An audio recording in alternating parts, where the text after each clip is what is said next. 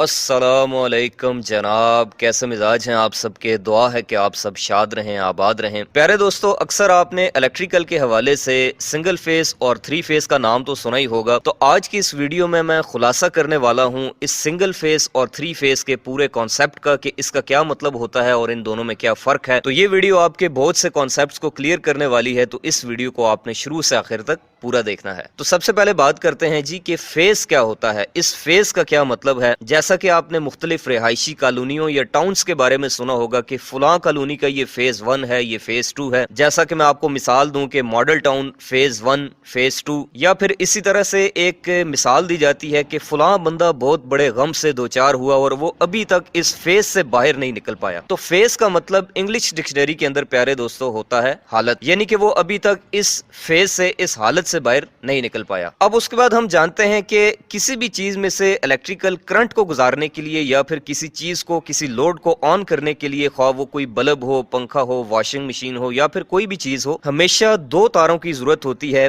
एक को कहते हैं हम फेज वायर, लाइव वायर, या फिर देसी जुबान में लोग उसको गर्म तार भी कहते हैं। और इसी तरह से दूसरी जो तार होती है जो कि ब्लैक कलर में होती है, उसको हम न्यूट्रल या फिर लोग ठंडी तार का नाम भी देते हैं। तो ये जो फेज वायर या फिर लाइव वायर होती है, इसको फेज कहने की वजह यही होती है दोस्तों कि इसमें से करंट जा रही होती है। तो करंट का गुजरना, करंट का जाना, करंट का ट्रेवल करना, ये एक हालत है। और ये करंट फेज वायर में से जाकर उस मुतलका लोड को ऑन करते हुए न्यूट्रल वायर के रास्ते वापस आ जाती है। तो गोया फेज वायर से करंट जाती है और न्यूट्रल वायर से वापस आ जाती है। तो ये जो फॉर्मेशन होती है, इसको हम इलेक्ट्रिकल की जुबान में सर्किट कहते हैं, जिसके ऊपर मैं ऑलरेडी वीडियो बना चुका हूं। तो प्यारे दोस्तों, इस वक्त दुनिया के अंदर दो किस्म के निजाम, दो किस्म के सप्लाइयों के सिस्टम जो हैं वो राइज हैं। एक होती है सिंगल फेज सप्लाई और दूसरी होती है three phase supply. Single phase supply के अंदर जो है वो हमारे पास दो तारें होती हैं, एक फेज वायर और दूसरी न्यूट्रल वायर, इसीलिए इसको हम टू वायर सिस्टम का नाम भी देते हैं। और दूसरी सप्लाई होती है हमारे पास थ्री फेज सप्लाई, जिसके अंदर 3 अदद फेज और 1 अदद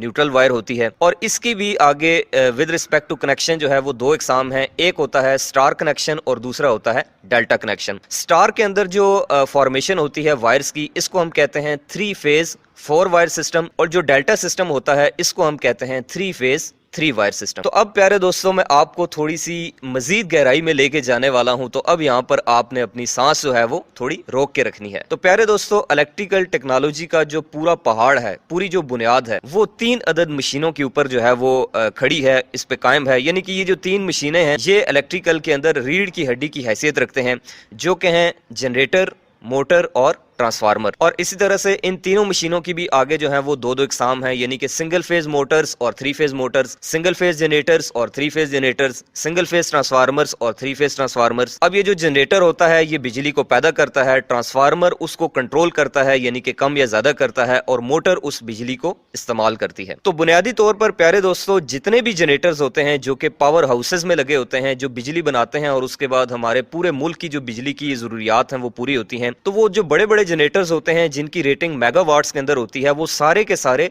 3 फेज जनरेटर्स होते हैं। और उनकी जगह जो हम छोटे जनरेटर्स अपने घरों के अंदर आर्जी तौर पर लोड शेडिंग के तदारुक के लिए इस्तेमाल करते हैं, वो होते हैं सिंगल फेज जनरेटर। तो ये जो बड़े 3 फेज जनरेटर्स होते हैं जो कि पावर प्लांट्स के अंदर लगे होते हैं, ये हमेशा स्टार कनेक्टेड होते हैं, यानी कि उनमें से हर एक जनरेटर के अंदर से 4 तारें निकलती हैं, जिनमें 3 अदद फेज होते हैं और 1 अदद जो है वो न्यूट्रल वायर होती है। और फिर वो जो बिजली पैदा होती है, उस बिजली को मुल्क के दूर दराज इलाकों में पहुंचाने के लिए, ट्रांसमिट करने के लिए, ट्रांसमिशन के लिए हम सिर्फ उनमें से 3 फेज वायर्स का इस्तेमाल करते हैं और चौथी वायर का जो है वो हम खर्चा बचा लेते हैं। यानी कि हम उस सारी ट्रांसमिशन को जो है वो डेल्टा के अंदर करते हैं, जैसा कि आपने बड़े बड़े ट्रांसमिशन टावर्स के ऊपर देखा होगा कि सिर्फ 3 वायर्स जो है वो जारी होती हैं। तो वो जो सिस्टम होता है दोस्तों, उसको हम कहते हैं 3 फेज 3 वायर सिस्टम या फिर डेल्टा सिस्टम। लेकिन प्यारे दोस्तों, वो एक्स्ट्रा हाई वोल्टेज, वो बहुत ज्यादा बिजली जब ग्रिड स्टेशन से होती हुई हमारे घर के बाहर लगे हुए सब स्टेशन यानी कि ट्रांसफार्मर के अंदर आती है, तो हम उसको फिर दोबारा से स्टार सिस्टम के अंदर यानी कि 3 फेज 4 वायर सिस्टम के अंदर कन्वर्ट करते हैं, क्योंकि हमें इसमें न्यूट्रल चाहिए होती है अपने घरेलू लोड्स को चलाने के लिए। तो हम कह सकते हैं कि जो ट्रांसमिशन होती है वो 3 फेज 3 वायर सिस्टम के अंदर होती है, और जो लोकली डिस्ट्रीब्यूशन होती है बिजली की, वो 3 फेज 4 वायर सिस्टम के अंदर होती है। तो प्यारे दोस्तों, आपने अपने घरों के आसपास गलियों में या फिर कॉलोनीज वगैरह के अंदर दो किस्म के बिजली के खंबे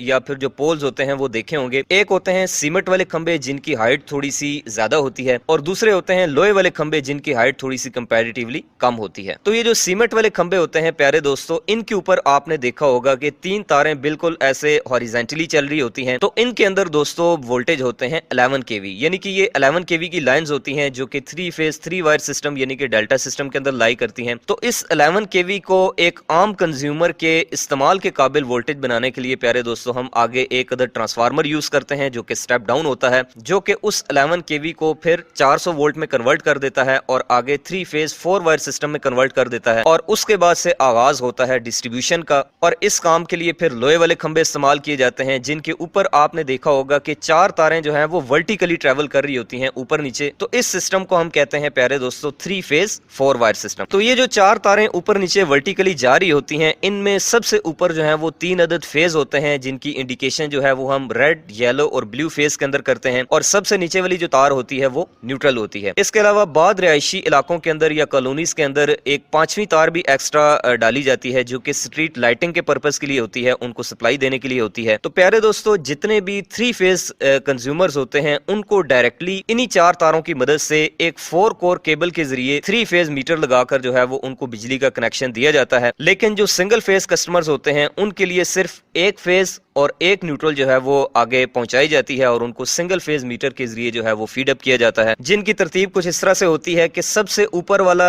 मिसाल के तौर पर रेड फेज ले लिया जाता है और उसके साथ न्यूट्रल कॉमन करके लेके ये जो 2 तारें हैं ये स्ट्रीट नंबर 1 के अंदर दे दी गई। इसके बाद जो नीचे वाला फेज है जो कि येलो फेज है उसको न्यूट्रल के साथ कॉमन करके स्ट्रीट नंबर 2 के अंदर जो है वो आपने पहुंचा दिया, और इसी तरह से जो सबसे नीचे वाला फेज है उसके साथ भी न्यूट्रल जो है वो सबके साथ कॉमन होती है, तो ये न्यूट्रल के साथ जो है वो स्ट्रीट नंबर 3 के अंदर चला जाएगा। तो प्यारे दोस्तों ये जो 4 तारें होती हैं जिनमें मैंने आपको बताया कि सबसे ऊपर 3 फेज और सबसे नीचे जो है वो एक न्यूट्रल होती है, तो कोई से भी जो 2 फेज होते हैं, चाहे वो पहला और दूसरा फेज हो, चाहे वो दूसरा और तीसरा हो, या फिर पहला और तीसरा हो, इनके दरमियान में जो वोल्टेज होते हैं, जो पोटेंशियल डिफरेंस होता है, जो टर्मिनल वोल्टेज होते हैं, इनको कहते हैं हम लाइन वोल्टेज या फिर VLL यानी कि लाइन टू लाइन वोल्टेज भी कहते हैं। और पाकिस्तान के अंदर इनकी वैल्यू होती है प्यारे दोस्तों 380 वोल्ट से लेकर 415 वोल्ट। जैसा कि आपने नाम सुना होगा एक खतरा 440, तो ये 440 नहीं होते, ये 400 वोल्ट होते हैं। ये 380 से 415 के दरमियान में वेरी करते रहते हैं, कभी ऊपर चले जाते हैं, कभी नीचे चले जाते हैं। तो कोई से भी 2 फेजों के दरमियान जो वोल्टेज होते हैं प्यारे दोस्तों, इनको हम लाइन टू लाइन वोल्टेज कहते हैं, और ये मैंने आपको बताया कि 400 वोल्ट होते हैं। इसी तरह से कोई सा भी एक फेज, चाहे वो रेड हो, येलो हो, ब्लू हो, तीनों में से कोई एक फेज के न्यूट्रल के दरमियान जो वोल्टेज होते हैं इसको हम कहते हैं फेज वोल्टेज या फिर V line to neutral voltage, और ये होते हैं 220। ये वैसे 230 या 240 तक भी चले जाते हैं, लेकिन एक जो स्टैंडर्ड फिक्स किया गया है वो 220 वोल्ट है। तो जो आम छोटे घरेलू सार्फिन होते हैं जो कि 5 किलोवाट से नीचे नीचे होते हैं, सिंगल फेज मीटर के जरिए जो है वो सिंगल फेज सप्लाई यानी कि एक फेज और एक न्यूट्रल जो है वो एक 2 कोर केबल के जरिए प्रोवाइड की जाती है। और जो इससे ऊपर बड़े इलेक्ट्रिकल सार्फिन होते हैं, बड़े कंज्यूमर्स होते हैं, जैसा कि एग्रीकल्चर या फिर इंडस्ट्रियल, जो कि 7 या 10 किलोवाट से ऊपर होते हैं, उनको एक अदद 3 फेज मीटर लगाकर 3 फेज 4 कोर केबल के जरिए जो है वो डायरेक्टली 3 फेज और एक न्यूट्रल वायर का जो है वो कनेक्शन दिया जाता है। और फिर इसी तरह से